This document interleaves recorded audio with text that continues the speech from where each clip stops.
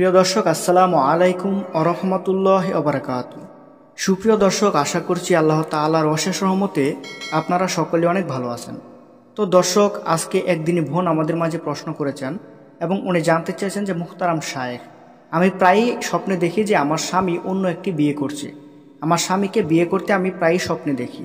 তো এটা আমি ঘুম ভাঙার পর যখন আমি ভাবি তখন আমি সহ্য করতে পারি না, অনেক চিন্তায় পড়ে যাই।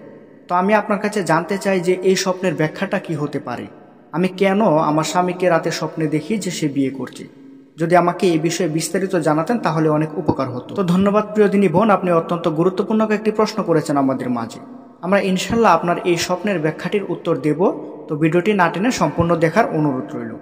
তো প্রিয় দিনী বোন, দেখুন, স্বপ্নে স্বামীর বিয়ে দেখা মানে এর অর্থ হতে পারে আপনি আপনার জীবনসঙ্গীর সাথে আপনার সম্পর্ক খুব ভালো, আর আপনার স্বামীর উন্নতি আপনাদের উন্নতি হতে পারে, আপনাদের জীবনের নতুন কিছু ঘটতে পারে।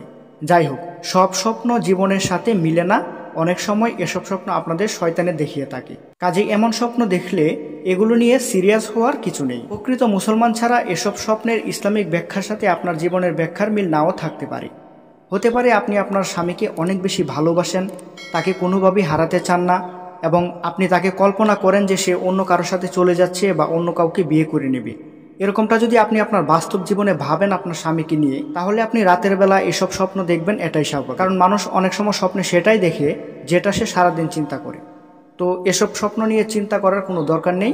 আপনি ভালো আমল করেন, স্বামীর সাথে ভালো ব্যবহার করেন, তাহলে আল্লাহ তাআলা আপনার জীবনকে এবং আপনার দাম্পত্য জীবনকে অনেক বেশি সুখময় করে দিবেন এবং আপনি এসব স্বপ্নও দেখবেন না। তো প্রিয় বোন, আশা করছি বুঝতে পেরেছেন।